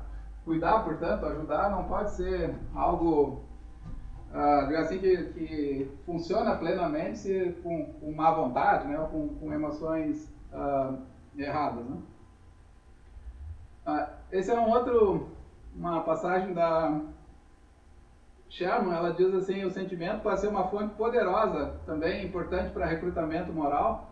Ela dá um exemplo, achei bastante bonito, ela dá o exemplo de um pai que sente orgulho assim, quando o filho faz algumas pequenas conquistas. Então essa expressão de orgulho para o filho significa que ele é um tipo de regozijo, ela chama assim, que reforça que a criança está indo na direção certa, que está fazendo a coisa certa. Então expressar a emoção, ela pode ser tanto uma forma de encorajar, quanto uma forma de plenitude, digamos assim, do ato moral. A expressão é relevante nesses dois sentidos, né? Tanto no sentido de encorajamento, de um tipo de emocionalidade cultivada.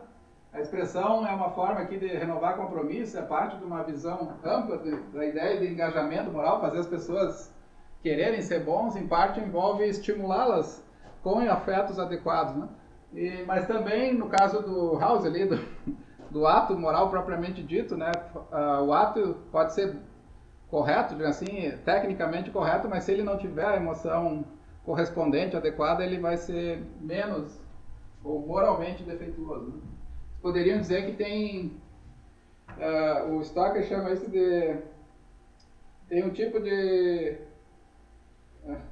falha moral, moral failure, né? Ele diz assim, tem um tipo de falha, a pessoa que age assim, ela tem um tipo de falha moral, né, que é bastante visível. O próprio exemplo do Gantz, né, que ele usa o exemplo do vendedor que vende... Que dá o troco certo. Que dá o troco certo, não porque ele queria o troco certo, mas por medo de descobrir... Sim, mas aí ele não está fazendo porque é o certo fazer, mas porque ele quer ter uma boa reputação, né? Então, esse é um exemplo, né, da motivação errada, né, que ele tem. Mas tu poderia pensar que ele dá o troco certo, mas sempre sofrendo por ter dado o troco certo. Porque, sei lá, ele queria chavar, assim como dizem em italiano, né, queria enganar a clientela, né? Então, isso é um exemplo interessante. A Nancy Sherman fala disso. Tu hesitar, por exemplo, tu vai dar caridade, assim, tu entrega pra pessoa, então deve fazer. Faz toda a diferença, né? A forma como tu faz um gesto caridoso, né? Isso vale para muitas pessoas. Tu fazer o bem resolutamente, fazer o bem de maneira hesitante ou com emoções contrárias, né? Altera, né, a qualidade a bondade moral, né, da pessoa. Bom, essa parte inicial, então, foram as 4 funções. Tem mais coisa, por exemplo, o Jesse Prince tem a abordagem das emoções como os juízos. Ele tem essa tese que os juízos morais são juízos emocionais, né? Isso eu não coloquei aqui eu selecionei o que a Nancy Sherman fala.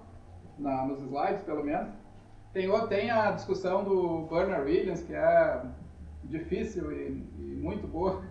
Eu evitei, estou preparando esse texto, então quem sabe na próxima eu apresente ele. É um texto muito já está convidado. Muito bom, assim, difícil também, né, de estruturar uma apresentação sobre ele. E o Bernard Williams, ele é aqueles filósofos que tem teses importantíssimas atiradas assim no meio do texto, e para ti conseguir criar uma estrutura de apresentação é difícil, né? Tem que ler muito o que ele está discutindo. Então esse eu não vou falar. Mas esses 3 ou 4 itens aqui que eu apontei, eu acho que já dão para vocês uma visão bastante... O Hume, né?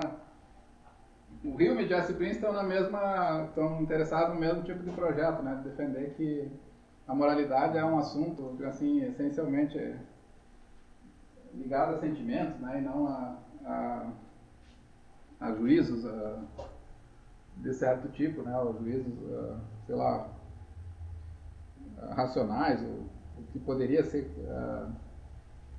de capturar o que é bom, assim, de forma a partir de raciocínios, né, sem consideração de afetos. Acho que o Prince e o Hume estão na mesma...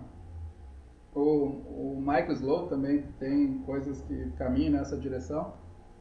Acho que essa é uma tradição que eu não falei aqui, né, mas é interessante para pensar as emoções com relação à moralidade. Tem daí as coisas do Bernard Williams também, que eu não saberia ainda bem como classificar, mas tem a ver com thick and thin ali, né, que tu estava mencionando antes.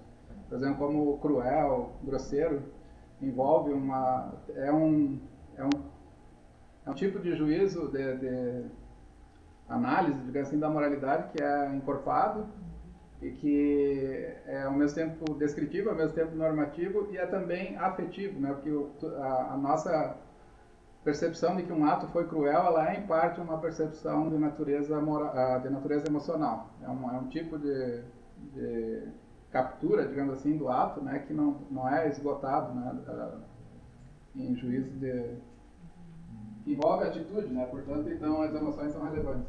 É isso em parte que ele fala no texto. Mas para encerrar a parte de hoje, então, da tarde aqui, o problema é se nós podemos ser considerados responsáveis pelas nossas emoções, podemos modificá-las. Então aqui é a Nancy Sherman, essa é a Nancy Sherman, ela é minha amiga no Facebook. Ela tá, acho que está quase se aposentando, ela não é muito jovem, né? Deixa eu ver. Tem ainda vagas de amizade? Acho que tem. Tá. Esse aqui é o primeiro livro dela, de 89, acho que é uma publicação da tese de doutorado dela, muito bom. É um texto sobre a teoria da virtude do Aristóteles, que ela também fala das emoções, na teoria da virtude. E recentemente ela tem publicado, ela trabalhou na escola naval americana, escola de guerra, como é que chama, onde Academia Militar Americana, não me lembro agora como é que é a sigla.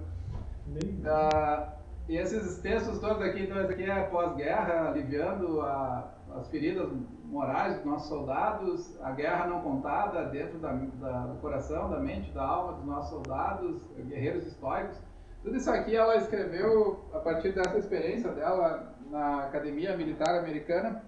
E grande parte dos textos também ela analisa como a ética militar ela tem componentes importantes de natureza emocional. Tu altera assim a forma como as pessoas lidam com a perda, como elas se preparam para a crueldade, né? Em função um tipo de preparação que é essencialmente emocional, né? Ou de bloqueio de emoções, ou de estímulos a certas emoções. Então, eu gosto muito do trabalho dela, principalmente com relação à filosofia das emoções. E, em particular, eu vou falar para vocês hoje de um texto que ela publicou, não é um livro, é um artigo. Ela tem 2 artigos, esse que eu traduzi, E tem um outro específico chamado, acho que é, esqueci agora o título dele, esqueço títulos com facilidade. Being responsible, não. Depois eu lembro do título e falo para vocês.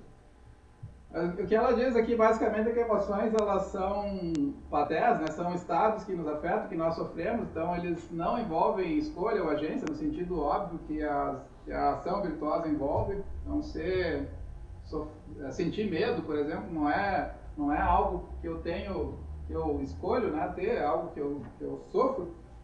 Nós somos passivos em relação às nossas emoções.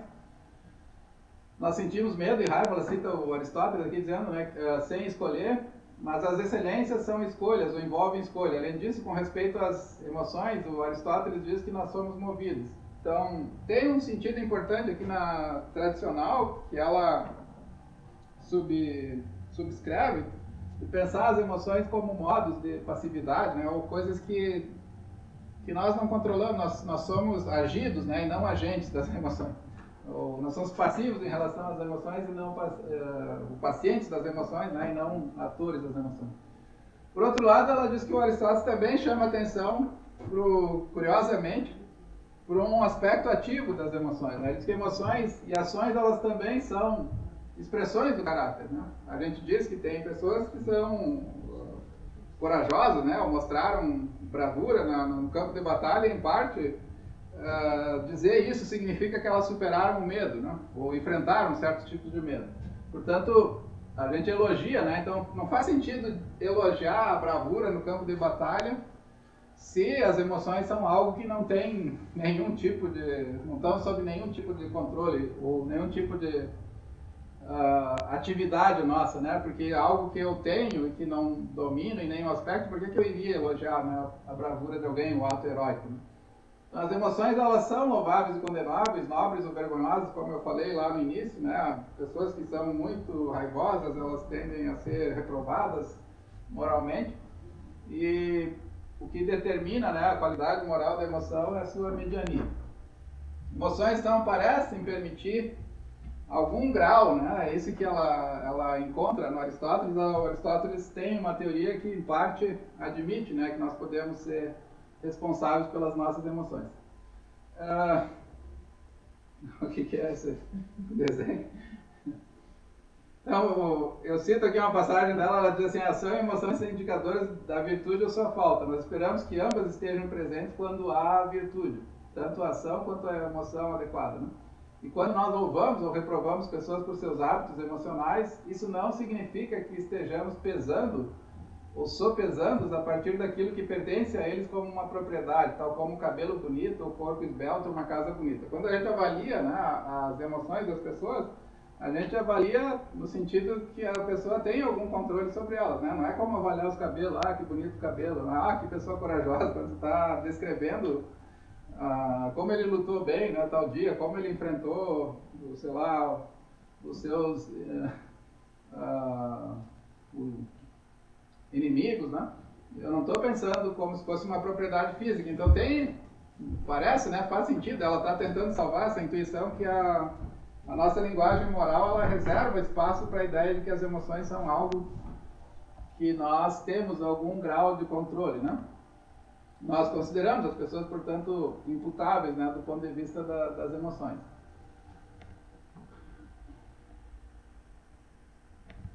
Aí tem essa passagem, né, do Aristóteles, famosa, né, que as emoções elas devem ser sentidas, né, no momento certo, com referência ao objeto correto, pelo tipo certo, pelo tipo adequado de pessoa, com o objetivo adequado, do modo adequado, no que é intermediário e melhor, né? E isso é o que caracteriza a excelência. A excelência, então, é uma forma, né, de exercício das emoções. Então, não faz sentido falar das emoções como não assim, que nós somos inteiramente passivos quanto a elas, se a excelência parece também depender, né, de um certo grau de controle das emoções. E ela sugere dois caminhos, então eu vou só apresentar para vocês o primeiro aqui, para pensar a responsabilidade, né? Desculpa. Não, na verdade eu vou falar desses dois. Então, tem um tipo de responsabilidade que ela diz que é enraizada em algum tipo de escolha. Essa não é uma responsabilidade que cabe às emoções, porque nós não temos controle voluntário das emoções, mas tem um tipo de responsabilidade que é baseada no juízo, e essa ela diz que é, de fato, a responsabilidade que vale para as emoções. Então, todo o esforço dela é explicar como que essa... E é um texto belíssimo, assim, porque ela argumenta muito bem.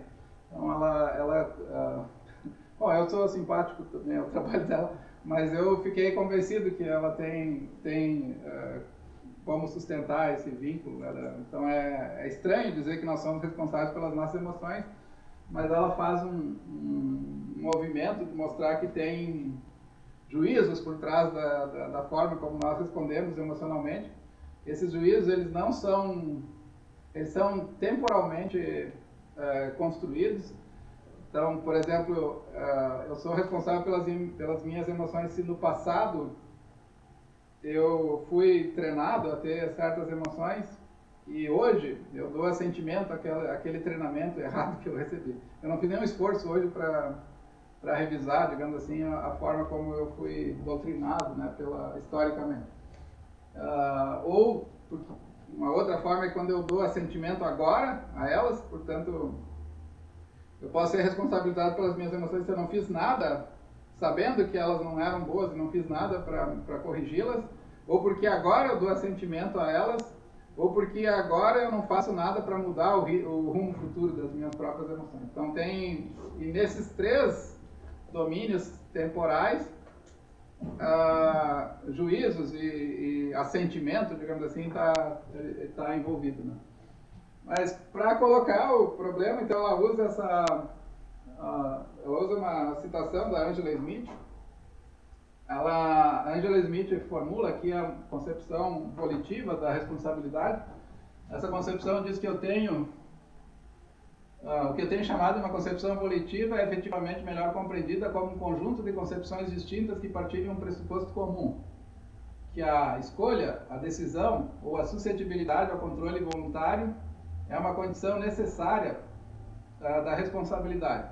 Então, alguém pode ser imputado, né, pode ser considerado responsável quando ele tem controle voluntário daquilo que faz.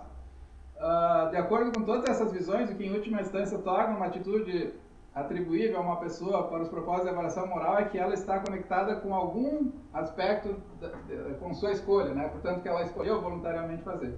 Ela fez escolhas no passado que a conduziram ao desenvolvimento da atitude em questão. Ela fez uma escolha no presente que a endossou ou identificou-a com essa atitude, ou ela tem a habilidade de modificar suas atitudes através de escolhas que fará no futuro.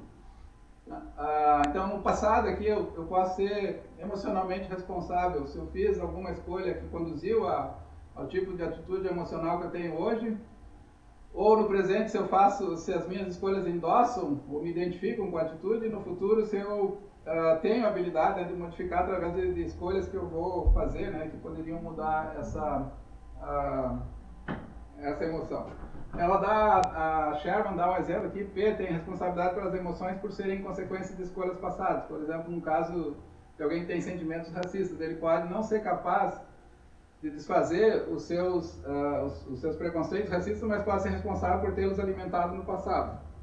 Porque ele não fez nada, assim, para modificar, né? Ou quando teve oportunidade, não se revoltou.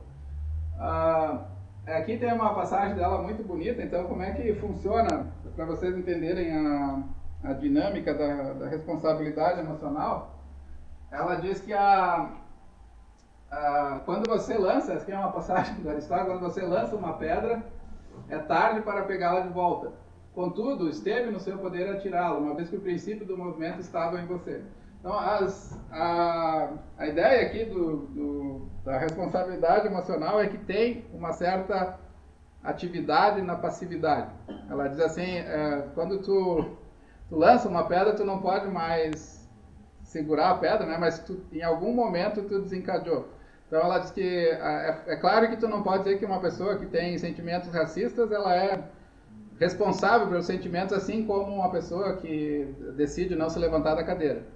Mas, por outro lado, ela é responsável porque em algum momento aqueles sentimentos foram alimentados e ela não fez nada para refrear eles, né?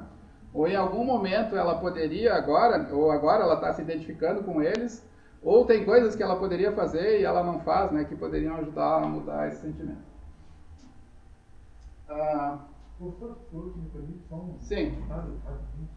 Uma coisa que chamou a atenção especialmente agora, nessa última sessão, e que me fez lembrar, é da talvez a primeira parte do estudo de mestrado, foi sobre a teoria da ação da Aristóteles. E uma das coisas que eu acho mais interessante na psicologia que ele faz, lá no início do livro terceiro, é justamente aquela análise, pode ser voluntário, do não voluntário, do tipo misto. E eu acho extremamente interessante como ele caracteriza os atos que são involuntários, né? No caso, aqueles que ele vai dizer que o motor não se encontrava, né? Ele vai dizer que esses são atos que geram sempre arrependimento e remorso e culpa. Então, a interpretativa, digamos assim, da qualificação de um ato como involuntário, ela é, assim, preponderantemente voltada para os aspectos emocionais que efeitos daquela ação. Mas o ato, e aí me chama a atenção agora, no caso de escrever a definição do que vai envolver escolha. Porque esse ato, digamos assim, que o Aristóteles lá, claro que vai caracterizar ele, são essas limitações gerais, são atos que não dependeram da escolha, da liberação da gente, né? Não estavam no poder. Agora, para o ato voluntário, ele não estipula, né, emoções, seriam instâncias narrativas decorrentes daquele ato. Não tem uma emoção que caracterizaria a questão do que ele vai dizer, não. É que a ação que pode, ela seria um prazer, ou acompanharia um prazer, ou ela seria um prazer de si mesmo.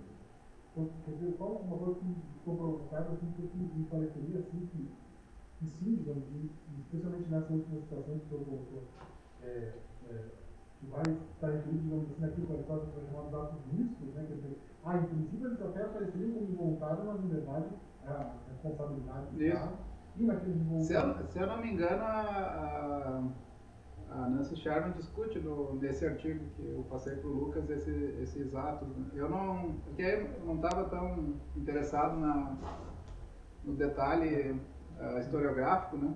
Mas ela chega a mencionar esses. Agora, eu diria, acho que ela até coloca a responsabilidade em parte porque a emoção seria um tipo de ato misto, né? Porque ela tem. Agora eu não lembro, agora que tu falou, eu lembro que essa distinção não me é estranha e está no texto, mas eu não lembro exatamente como é que ela conecta, né? Mas o que eu queria aqui, da minha parte, né, era chamar a atenção para essa ideia que eu achei excelente, assim, do Aristóteles, na verdade, né, mas ela articula isso de uma forma belíssima, né? A ideia é que tem uma atividade na passividade. Então, quando eu experimento certas emoções, de fato eu não posso ser, sei lá, agora eu sou um adolescente de 15 anos racista, né? Eu, de fato, não faz sentido dizer, deixa de ser racista, né? Mas se ele foi submetido a experiências, por exemplo, de que o José Medina chama de fricção epistêmica, assim, ele foi submetido a crenças adversárias e ele não se engajou nos processos deliberativos, né, que fariam ele alterar esses sentimentos. Então, ele, nesse caso, ele deixou de cumprir um tipo de responsabilidade que alimenta uma emoção reprovável, né, do ponto de vista moral. Então, nesse sentido, ele essa passividade que ele assume, né, de não revisar suas crenças. Isso é bem interessante porque se conecta com uma série de debates da tradição recente da epistemologia do racismo, por exemplo. Tem vários estudos que mostram isso, que a segregação racial faz com que as pessoas que ocupam posições dominantes, assim, na estrutura social, elas estejam menos sujeitas a sofrer confrontos, né, que fazem com que elas avaliem os seus estereótipos, os preconceitos, e a ausência desse tipo de espaço de fricção, digamos assim, né, que eu sou forçado a pensar nas percepções, nas ideias que eu tenho, ela acaba gerando assim atitudes que são epistemicamente irresponsáveis, né, como de arrogância epistêmica, sem achar que tu sabe, né, porque tu nunca foi questionado, né, não é uma situação em que tu teria que tu enfrentou, né, situações que envolveriam revisar tuas próprias crenças, né? Então, isso eu achei interessante porque mostra que é falsa essa ideia, né, que as nossas emoções elas são algo como se tivesse assim correndo ao largo da racionalidade, né? E a ideia aqui perfeita, eu acho, do Aristóteles é justamente aproximar, né? As emoções elas têm processos de fundo, de natureza racional, que se eles forem negligenciados, tu vai ter um tipo de resposta moral, A ou B, né, que pode comprometer como agente moral. Só para seguir. Sim, então, deixa eu só ver aqui. Aqui é um exemplo, desculpa, eu não vou lembrar o teu nome de jeito nenhum, não adianta tu me dizer. Mas esse aqui é um exemplo interessante, ela fala que a Nancy Sherman chama atenção para a discussão do Aristóteles da amizade. Depois eu vou encerrar aqui, que acho que já está bom, né, por hoje o pessoal está querendo ir embora. Já está na hora, né, ou não? Olha, quando tu quiser. É 7 horas, eu achei que era mais tarde. Mas ele dá um exemplo que, por exemplo, nós escolhemos o tipo de amigos adultos como uma maneira de assumir controle ativo de quem nós somos e quem gostaríamos de nos tornar. A personalidade, o tipo, o caráter do amigo retira seu modo das características que nós aprovamos. As pessoas, isso é um fato, né, da amizade. Assim, a gente se vincula com pessoas que são que têm virtudes que nós aprovamos. Então a amizade é um lugar, ela diz, né, para efetuar o tipo de mudança emocional que é parte do contínuo aperfeiçoamento do caráter, porque o amigo é alguém que te faz experimentar de uma maneira amistosa, de uma maneira eu poderia chamar assim, não positiva, estou me faltando aqui o termo adequado para descrever, mas na amizade tu tem um tipo de partilha que é desafiador, é educativo, e o fato de tu comungar com certos amigos, ele indica quais qualidades, ou assim, quais traços de caráter tu está mais ou menos disposto a revisar. Então, se vocês pensarem assim, em alguém que não consegue se desvincular de certas amizades, ou que alimenta certo tipo de amizade, que reforça crenças de um certo tipo, ele está alimentando emoções de um certo tipo. Então, quanto mais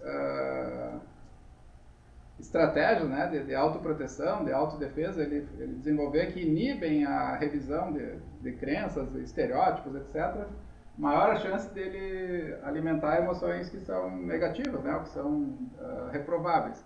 Então, nesse aspecto, a Sherman, né, sustenta que tem um espaço para pensar que mesmo preservando a involuntariedade das emoções, tem um domínio de como as emoções funcionam que é voluntário, né, e que nós somos ativos, né.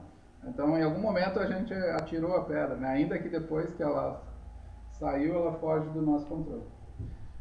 Fala, desculpa. Não, eu só isso que o Lucas estava dizendo, né. Uhum. O que eu ia te perguntar é assim, interessante esse negócio de você falar com relação ao passado, ao presente e ao futuro, porque vou imaginar alguém, voltar ao exemplo do engenho, né? Quer dizer, quando está lá no engenho, com relação ao passado, quer dizer, você vive num ambiente em que essas possibilidades de fricção epistêmica não lhe são possibilitadas, digamos. Uhum. Então, acho que essa é uma escusa epistêmica de por que eu não tenho acesso a certas saliências. Aí eu fiquei pensando, bom, mas vamos imaginar hoje, tá? Num contexto diferente. Primeiro, alguém pode se colocar num ambiente de fricção epistêmica e ainda assim, e aí no presente ele digamos assim, cumpra esse requisito de de algum modo ter lançado a pedra, por mais que do ponto de vista, sei lá, de educação familiar não tenha tido essa possibilidade. E tem uma outra que me parece ainda mais, assim, ela é mais fina, mas que é do seguinte tipo, que é não se expor à fricção.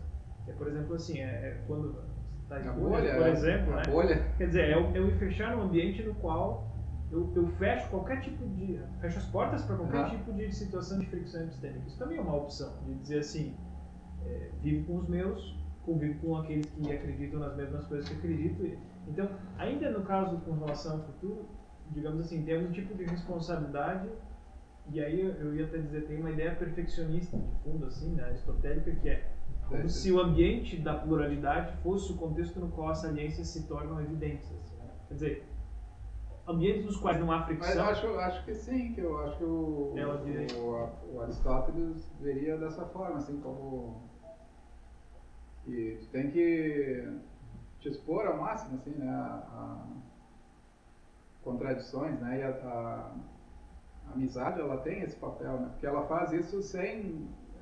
assim, tu sabe que a crítica do amigo, ela é uma crítica que quer o teu bem, né, é uma partilha amorosa, né, então a crítica do amigo é de autoproteção, é de automelhoramento. Claro que aqui o amigo tem que ser... o amigo é alguém que tu escolhe, então quando tu decide te engajar com certas pessoas, isso diz muito sobre quem tu é, né? Então quanto mais protetor, digamos, né, tu for o teu mundo, né, menos chance tu vai ter de desenvolvimento moral. E aí tem uma outra questão interessante que eu estou lembrar agora, isso também, e quando vai usar a psicologia dos dados, quando ele fala dos não voluntários, né, que dá o exemplo da pessoa embriagada, eles dizem assim, se tu conhece o contexto do caso dela, as circunstâncias do ato, seleciona, digamos assim, uma parte dela, para ficar inverso só nela, você é responsável por ter se colocado nessa situação, né? Então, a questão de responsabilidade também iria para essa instância, digamos assim, de escolha, digamos assim, de delimitação, assim, do contexto no qual tu poderia operar em termos de razão. E parece uma escolha com relação ao futuro, né? Eu também posso, digamos assim, talvez não amizade no sentido aristotélico, mas uma amizade no sentido, entre aspas, assim, eu também posso escolher um círculo de pessoas que eu chamo de amigos, as quais reforçam todas aquelas crenças que eu já acredito por si só. Então, acho que o que tu está levantando até tem a resposta aqui nessa segunda estratégia que ela usa, né? Tem essa primeira da temporalidade ali, né? Tem tu interfere, digamos assim, né, no assentimento que tu dá, ou na identificação com certas crenças, né, ou fazendo uso de estratégias para alterar tuas crenças atuais, ou não fazendo, né, então esse tipo de movimento tem implicações para a responsabilidade moral, mas ela também fala aqui de um tipo de... E isso no texto dela está bastante diluído, assim, né? Mas é um ponto que eu achei... Não sei se ela explorou em outro material, mas aqui é um ponto bastante vinculado à epistemologia, né? Ela diz que as coisas que... Nós somos responsáveis pelas coisas que nós vemos, né? Aquilo que aparece para nós.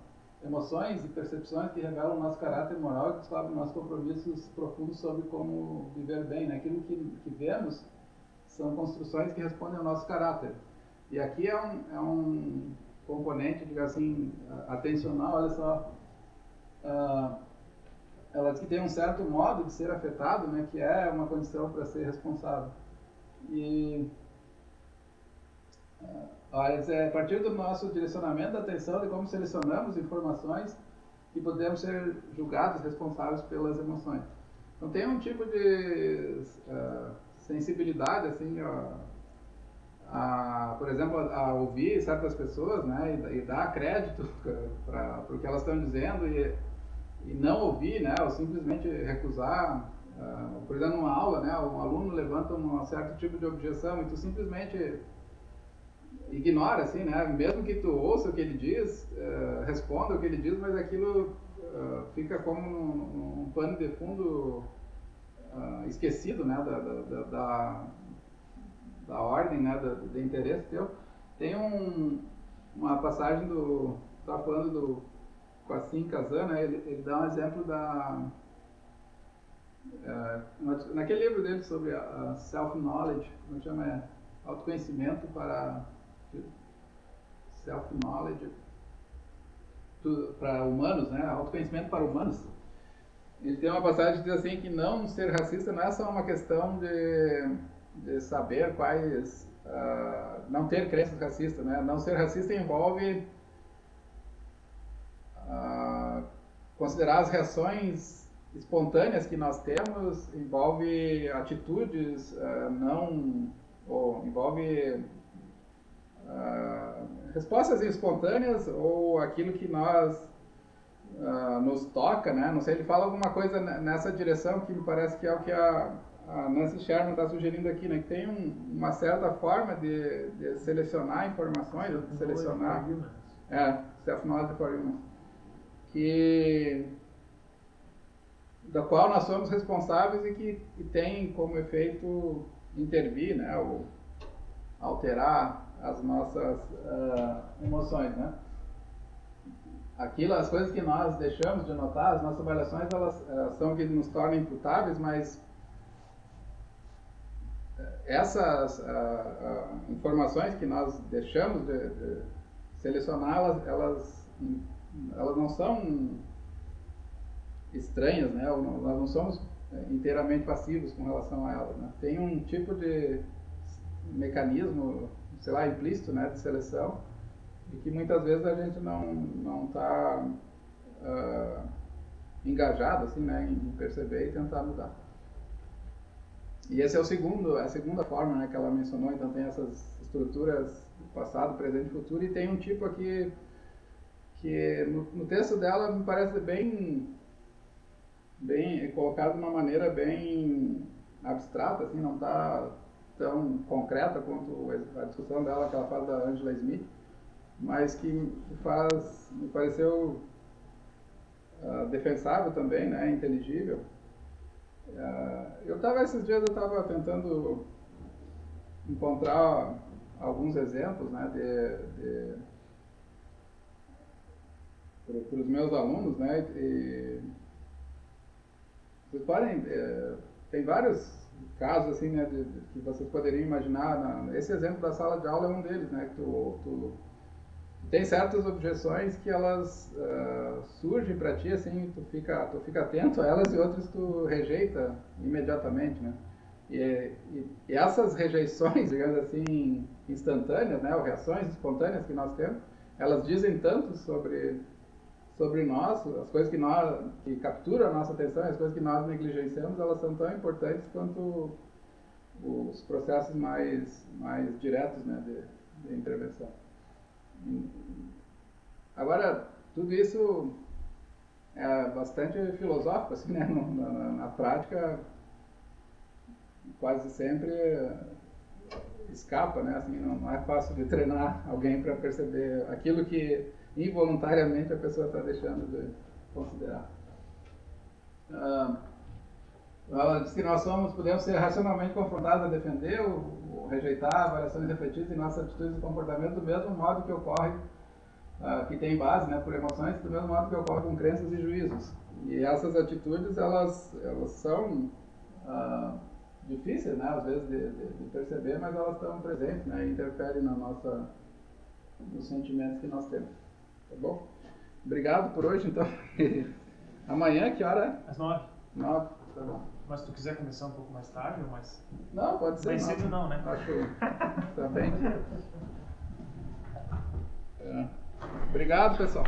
Pessoal, Jean, Luiz, Ana, começamos amanhã às 9, tá? Até mais. Perfeito, valeu, Lucas. Até mais, boa noite a todos. Boa noite. Aqui esse programa aqui, ó. Esse aqui ele grava toda. Vou gravando. Isso é coisa de hacker, né? Não, é só gravar.